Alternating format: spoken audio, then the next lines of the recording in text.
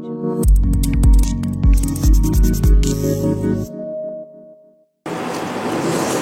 ta'allu wa ta'limu tadhakkura wa tazkira wal ifadah wal istifadah wal hasa 'ala tamassuki bi kitabillah wa sunnati rasulih wa du'a ila al-huda wa dalalata 'ala al-khair ibtigha wajhillah wa qurbihi wa sawabihi subhanahu wa ta'ala.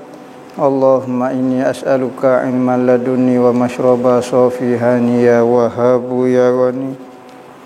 Qala al-muallif rahimahullahu ta'ala wa nafa'ana bihi wa bi'ulumihi fid dharain amin. Rabbi yassir wa la tu'assir wa tamim bil khair wa la haula wa la quwwata illa billahil aliyyil azim. Amma ba'du, assalamu alaikum warahmatullahi wabarakatuh. Berkata almarhum Tuan Guru Haji Abdul Rahman Pondok Lubuk Tapoh, dalam kitab dia Pedoman Sembahyang Berjemaah, sehinggalah perkataan beliau muka suratnya keduanya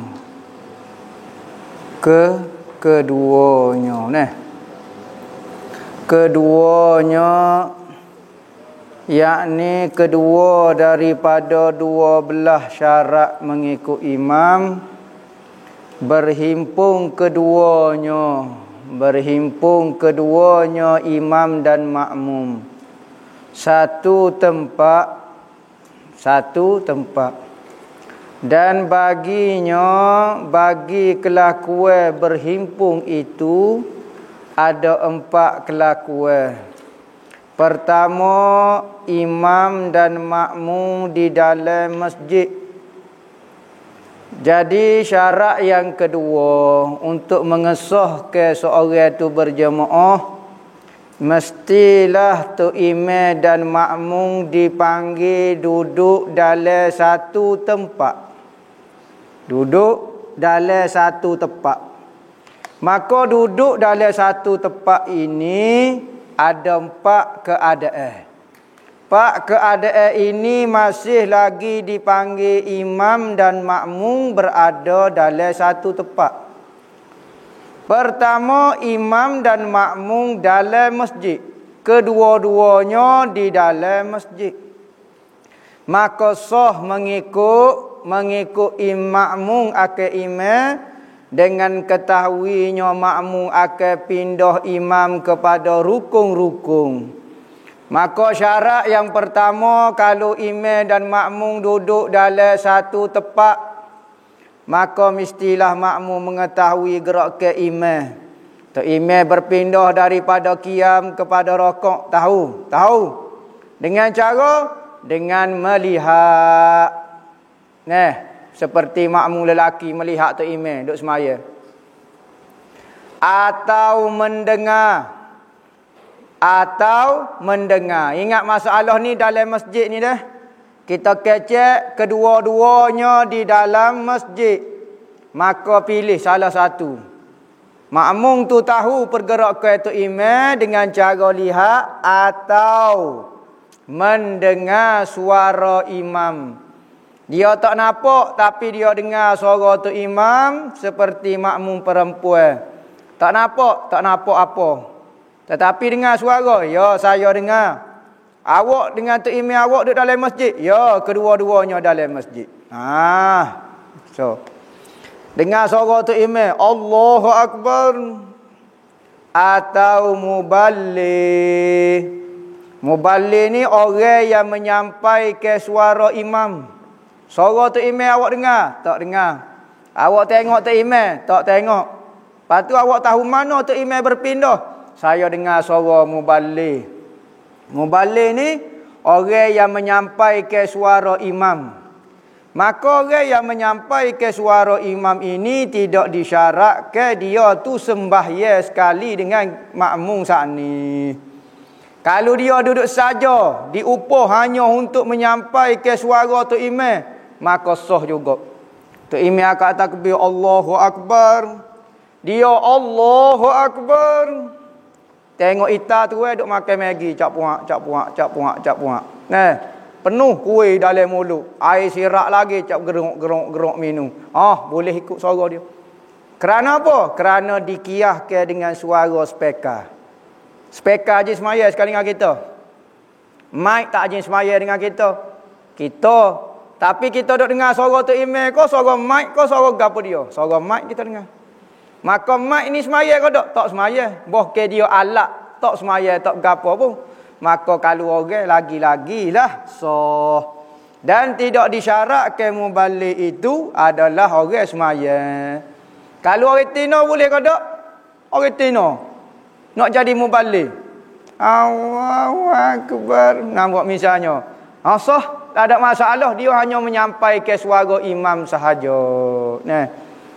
Dan jika jauh antara keduanya, dan jika ligoyah dipanggil. Sekalipun, jika bermakna sekalipun. Nah, sekalipun jauh antara keduanya, imam dan makmum, lebih daripada 300 hasta sekalipun. 300 hasta bersamaan dengan 150 hasta. Tiga berapa? 300 hasta. Bersamaan dengan 150 meter. 150 meter. Bukan 150 meter. Maka sekalipun jauh lebih daripada 150 meter. Misalnya tu imam duduk di hadapan masjid, di mihrab masjid. Makmum ni seorang ni semaya dalam masjid ujung tu. Masjid ni seluas 100 hektar. 100 hektar tu.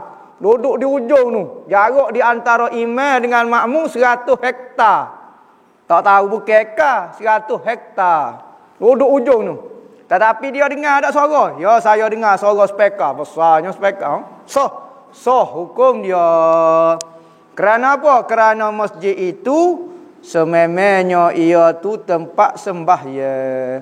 Maka hukum dalam masjid dilonggarkan kerana dia memang tempat khas untuk sembahyang.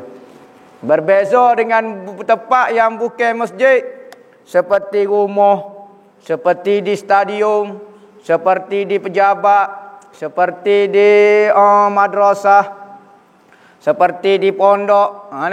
Ikutlah di padai ko, maka semua tempat saat ni bukan tempat sembahyang. Maka hukum dia sedikit payah sedikit. Payah lagu mana? Janganlah imam dengan makmum jangan berjarak lebih daripada 300 hasta. Kerana kalau berjarak pada tempat itu, maka tak dipanggil imam dan makmum berhimpun dalam satu tempat. Sebab syarat yang kedua, mesti imam dan makmum berhimpun dalam satu tempat. Dan selangi beberapa bina, seperti dinding yang ada pitu. Ni masalah sekalipun juga. Sekalipun diselangi oleh beberapa bina buat dinding, buat pitu. Yang ada pitulah. yang ada pitu dah. Misalnya sebelah perempuan ini dibuat macam bilik lagu tu dan ada pintu. Maka boleh. Atau sutuh ni tingkat atas. Tok imam semaya tingkat bawah, makmum semaya tingkat atas. Tapi ada pintu. Ya, ada pintu dan ada tangga yang menghubungkan di antara tingkat atas dan tingkat bawah.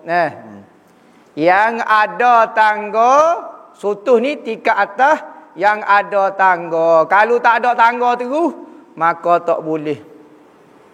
Ataupun tangga itu berada di luar daripada masjid. Contohnya dia buat di dinding sebelah luar tangga tu. Bukan dalam masjid, di luar daripada masjid. Lagu mana hukum dia? Ada tafsir dalam masalah salah seorang berada di luar masjid. Hak ni tangga pun kena berada dalam masjid dulu. Hak tu syarat pertama. Kalau tangga itu di luar daripada masjid, mestilah tangga itu berada di hadapan makmum. Berada di hadapan makmum yang sebelah tingkat atas. Ataupun sebelah kanan dia, ataupun sebelah kiri. Janganlah tangga dia berada di belakang dia.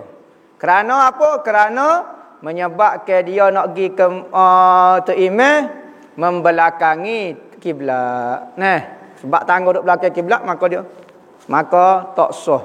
Dia kena tangga hak luar masjid. Tangga berada di luar masjid mesti berada di sebelah kanan, sebelah kiri ataupun di hadapan. Manakala kalau tangga di dalam masjid, dibuat dalam masjid tangga tu. Nah, misalnya ada ruang dalam masjid, dia buat kawasan tangga. Maka kalau dalam masjid tak disyaratkan berada di sebelah kiblat, di belakang pun hukum dia sah. Nah, yang dapat lalu kepada imam pada adat. Ayat ni pada adat lagu mana? Adatnya kalau tangga tu ada, kita boleh lalu dengan cara adat kebiasaannya. Biasa manusia berjalan lagu mana? Jalan lagu ni. Maka mesti tangga tu bersatu. Paling kurang supaya cukup untuk manusia berjalan. Standard lah tangga besar ni. Ada orang gemuk kau besar ni. Okey, standard tangga ni. Kalau dia buat ruang besar ni saja, boleh nak pergi ke masjid, boleh tak imam, kena jalan lagi ni. Jalan ikut saya. Maka bukan jalan beradab. Dia kena jalan standard, mesti buka luas sekadar tu. Dan jika dengan berpaling daripada arah kiblat, tangga tu sekalipun berada di belakang arah kiblat nisbah makmum. Makmum kata tangga ada. Ya, tangga nak hubungkan saya dengan imam ada. Ada sebelah belakang kiblat. Pas tangga ni buat dalam masjid ke luar masjid? Dalam masjid. Sah. Atau membelakangnya sekalipun. Membelakang kiblat atau berpaling daripada kiblat, sebelah kanan, sebelah kiri, sebelah belakang, hukum dia sah kalau tangga di dalam kawasan masjid. Dan jika dikatuk, jika ni sekalipun lah kita dah. Dan jika dikatuk, yakni ditutup pintu-pintunya atau diselok, bukan selok down dah.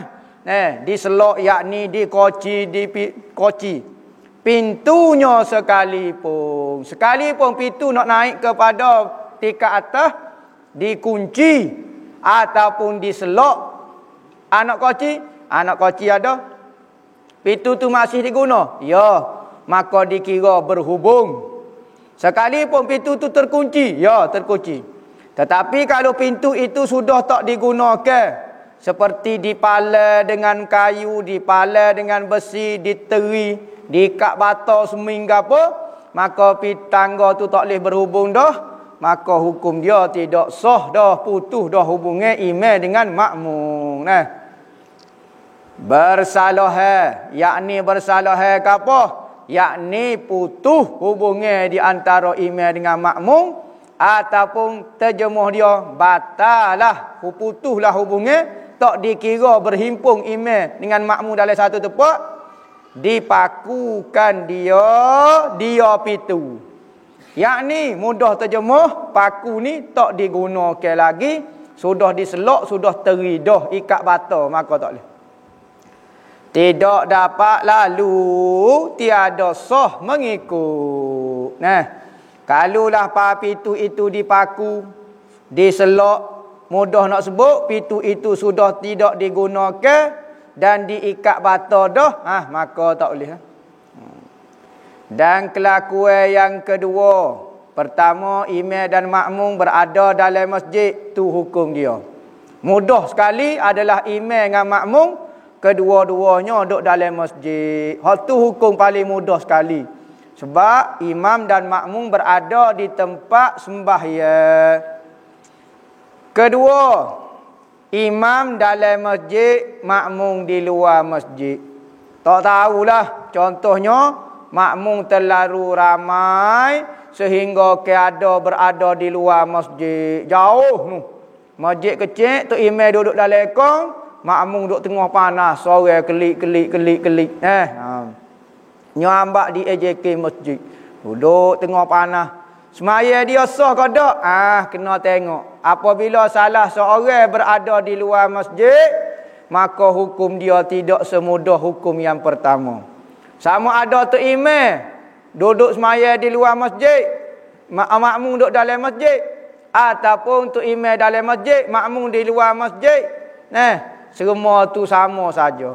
Dan kelakuan yang ketiga, imam di luar masjid. Oh ni pelik sungguh. Tok Imam tasawuf. Beri kepada makmum dia duduk dalam kong, dia pula mengamuk ginu, maya bawah pohonnya pula. Masjid duduk belakang dia pula. Dan makmum duduk dalam masjid. Hak penting, salah seorang berada di dalam, salah seorang berada di luar. Maka hukum dia lagu mana? Hukum dia sedikit payah berbanding dengan kedua-duanya berada di luar masjid, bukan kawasan semaya, lagilah payah hukum dia. Hak mudah sekali kedua-duanya dalam masjid. Kalau salah seorang pun, jadi payah dah sikit. Dua-dua ini, yakni imam duduk dalam masjid, makmum luar masjid, ataupun makmum dalam masjid, Tok Imam duduk dalam masjid, Tok Imam tasawuf ni, satu hukumnya saja. Satu hukum dia. Lagu mana hukum dia? Nak ayat cerita hukum salah seorang berada di luar masjid. Maka iaitu sah mengikut dengan syarat. Sah mengikut dengan syarat. Syarat apa? Syarat dekat. Dekat ni apa dia maksud dia? Kurang daripada 150 meter. Ataupun 300 hasta. Lebih kurang. Kalau lebih daripada 300 hasta, maka hukum dia tidak dipanggil imam dan makmum berhimpun pada satu kawasan. Ya kira tak nampak dah tu. Ya kira putus dah hubungan. Sekalipun hamba dengar suara tok makmum, tok imam, Allahu Akbar dalam speaker. Sekalipun lagu tu, sekalipun dia nampak makmum di masjid, tetapi hubungan dia sudah terputus. Kerana dia berada di luar masjid, hukum dia payah sikit. Ialah dekat tu 300 hasta lebih kurang. Dan tiada mengapa lebih 3 hasta. 303 hasta. Tak apa lagi. 304 tak boleh, 305 tak boleh dah lah. Dan dikira ukuran itu. Dikira lagu mana? Ni orang salah seorang berada di dalam masjid, maka ukuran dia dikira lagu mana? Daripada tepi masjid yang mengiringi makmum pada masalah imam dalam masjid, makmum di luarnya di luar masjid. Maka hujung masjid kawasan hok siapa dia semaya luar. Tok imam semaya sini, makmum semaya hujung tu. Hujung alik kau tu. Maka dikira hujung masjid tu dengan makmum hok berada di luar. Sekalipun imam berada di bucu ni, apa tak kira bucu ni? Tak, siapa dia duduk luar? Kira bucu yang mengiringi orang duduk luar. Maka bucu tu kira. Bukan kira daripada imam. Contohnya masjid ni 3 kilo dah. Selok. Masjid besar 3 kilo, orang semaya luar lebih daripada 150 meter. Dah, jarak dengan tok imam. Tetapi dia nak tengok jarak dengan masjid. Bapa jadi kira lagu tu? Sebab salah seorang berada dalam masjid. Jadi mudah sikit. Ya, mudah sikit. Dalam bab kiraan dia. Kerana masjid dikira sebagai satu sejadah. Dan makmum di luarnya atau daripada tepi masjid yang mengiringi imam pada masalah makmum dalam masjid, imam di luarnya di luar masjid. Tok imam pula duduk sebelah halah kiblat alik kau ni, makmum duduk sini. Maka nak kira lagu mana hubungan makmum dengan tok imam? Bucu masjid dengan tok imam duduk nu. Maka tiadalah dikira masjid daripada ukuran masjid luas setara mana tak dikira bucu dia sahaja. Kerana apa? Kerana masjid itu antara tempat sembahyang dihukum ke seperti sejadah tu imam. Maka sejadah tak dikira bucu sejadah saja.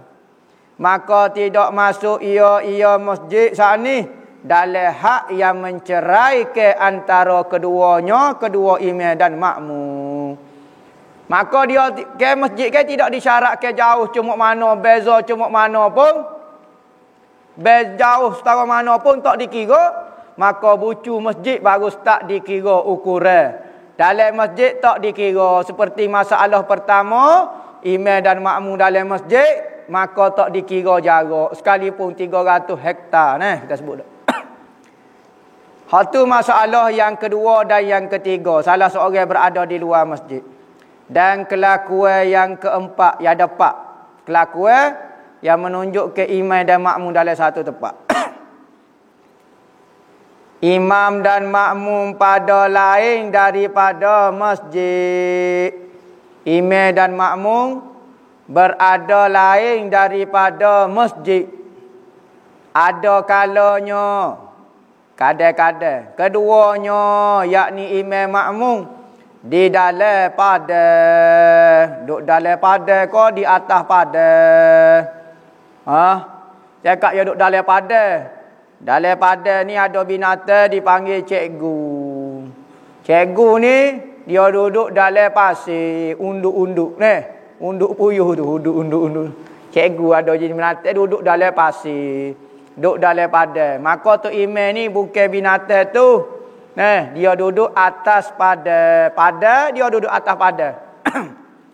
Atau keduanya imam makmum di dalam perbinaan, duduk dalam bangunan. Bangunan contohnya daripada rumah-rumah. Contohnya rumah orang panggil semaya hajat, orang panggil semaya mayat. Tempat sepik, kita kena masuk dalam bilik. Sudah. Lagu mana kita nak beri imam dengan Tok Imam? Adakah putus hubungan kita dengan Tok Imam kalau berada dalam bilik kau lagu mana? Sudah. Maka kena cek ya ada cara dia. Jangan pakai lagi semaya hajat pun semaya, mayat pun semaya jadi makmum. Tak tahu apa. Atau madrasah. Madrasah ni sekolah-sekolah. Buat semaya hajat di dalam dewan sekolah. Buat dalam bala pondok. Pondok-pondok. Maka ada syarat dia bukan masjid. Bukanlah maksud madrasah itu yang dipahami oleh orang Kelantan makna balasah. Kalau madrasah itu makna balasah, itu makna dia masjid. Kalulah kita faham madrasah tu asalnya tempat wakaf lagu tu saja, tempat mengaji Quran kau gapo, maka hak tu bukan masjid. Tetapi kalau satu bangunan diwakafkan untuk semaya berjemaah gapo dia 5 waktu semaya raya, maka dia dipanggil hukum masjid sekalipun tak sebut perkataan masjid, maka dia dihukumkan masjid. Maka tempat lagu tu sebelah Kelantan panggil balasah. Balasah ni. Maka syarat sah mengikut imam. Apabila kedua-duanya berada di luar masjid, hukum dia semakin payah. Pas lagu mana? Begini. Lagu mana? Syarat sah mengikut imam, jangan lebih antara imam dan makmum. Imam dengan makmum saat ni, dan antara tiap-tiap 2 saf. Saf pertama Tok Imam dengan makmum, Tok Imam dengan saf pertama dekat dah. Saf pertama dengan saf kedua pula jauh. Saf kedua ni lagu mana hubungan dia? Atau 2 orang yang mengikut di belakang imam. Tok Imam, makmum seorang. Makmum seorang lagi 2 orang ke makmum dia duk jauh. Lagu mana makmum hok jauh tu? Mestilah jangan lebih atas 300 hasta. Syarat pertama. Kalau semaya di luar daripada masjid, janganlah lebih daripada 300 hasta di antara tu imam dengan makmum. Semaya di stadium, kita dengan tu imam. Ataupun kita dengan makmum hok belakang tu imam paling last sekali. Jaraknya berapa? 300 lebih hasta, tak sah. Sekalipun kita dengar suara tu imam, rom, tak sah. Kalau kita semaya di padai, kita nampak tu imam. 150 meter ni tak jauh sangat, kita boleh nampak tu imam gerak. Sah, tak sah. Kerana kalau jarak 300 hasta ni sudah dihukumkan berpisah dah tu imam dengan makmum, bukan satu tempat lagi. Dan tiada mudarat lebih 3 hasta. Macam saat ni 303 hasta boleh kira lagi. 304 tak boleh dah. Seperti telah lalu dalam bab salah seorang berada di luar masjid. So syarat kedua, semaya di luar daripada masjid. Dan jangan ada dinding antara imam dan makmum pada 3 kelakuan yang akhir ini. Gapo dia 3 kelakuan yang akhir ini? Kelakuannya pertama tu imam di dalam masjid, makmum di luar masjid. Tu imam di luar masjid, tu imam makmum di dalam masjid. Ketiga, kedua-duanya di luar masjid. Hak kata kalau ada bangunan, ada benda selangi, hak tu kedua-dua dalam masjid. Maka jangan ada bangunan, jangan ada benda yang menghalang tu imam dengan makmum. Bersalah kelakuan yang pertama. Kelakuan apa dia? Imam dan makmum dalam masjid, maka diluaskan hukum, dimudahkan hukum, kerana masjid ketentuan tempat sembahyang bagaimana yang telah dulu kenyataannya. Royak dah. Sekalipun diselangi oleh binaan, kalau benda dalam masjid hukum dia lebih mudah lagi.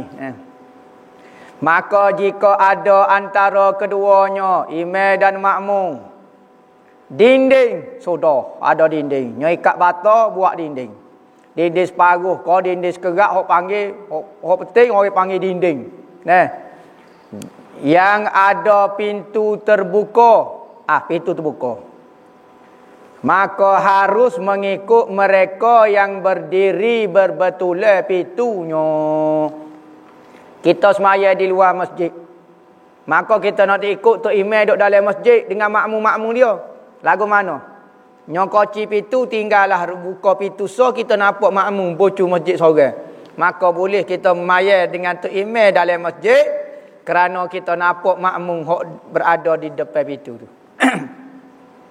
Dan sah yang berhubung dengan dia, sah berhubung dengan tu imam, sah. Lepas pada tu makmum hok bocor pintu, maka boleh buat sah oleh luar masjid ikut makmum hok bocor pintu tu. Dan demikian lagi mereka di belakangnya, dia sah tu boleh sah, hok belakang daripada dia pun sah.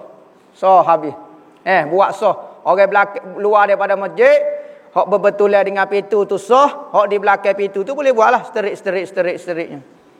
Dan jadilah mereka yang berdiri berbetulan pintu itu, orang yang berada di muka pintu tu panggil apa? Makmum dia. Ya. Dipanggil rabithah. Rabithah. Yang menambak maksud dia. Gapo dia? Yang menambak ke antara mereka itu dan antara imam. Maka kita bukan berimam dengan orang hok muka pintu tu, kita berimam dengan tu imam dalam masjid. Tetapi makmum hok duk muka pintu tu sebagai hubungan kita, rabithah, penambak di antara kita dengan tu imam hok dalam tu. Dan jadilah ia rabithah pada hak mereka itu, makmum hak berada di luar masjid, seperti imam. Lagu mana seperti imam? Niat berimam dengan dia? Tak. Niat berimam dengan tu imam. Tetapi makmum saat ni supaya tu imam kita. Lagu mana? Kena tunggu dia akad takbir dulu, baru kita akad takbir. Gerak pula, biar dia gerak dulu, baru kita bergerak. Tu maksud dia seperti imam. Seolah-olah dia imam kepada orang yang berada di luar masjid. Tapi dia bukan imam kita, orang luar masjid. Cuma dia pengikat. Dari sudut perbuatan kena ikut dia. Maka tiada harus, yakni batal sembahyang mendahului mereka itu, mereka makmum di luar masjid atas rabitah. Dia akad takbir dulu. Dia nampak dah makmum hadap muka pintu tu.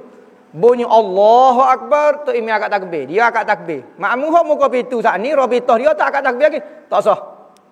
Dia kena ikut dulu kat situ. Saya ikut tu imam betul, tapi dia buat apa dia? Dia ke rabitah awak. Dia ni supaya tu imam ni sebuah kepada orang berada di luar masjid. Maka jika mendinding oleh suatu, habis kat tu masalah rabitah. Maka jika mendinding oleh suatu yang menegah lalu. Ni masalah contoh makmum dengan imam terputus hubungnya dengan sebab dinding. Apabila ada dinding yang menegah daripada lalu, tak boleh nak lalu. Dinding itu panggil seperti tak muak kalau lebih sikit sangat, tak boleh masuk. Ataupun masuk dengan cara bukan beradab sikit itu.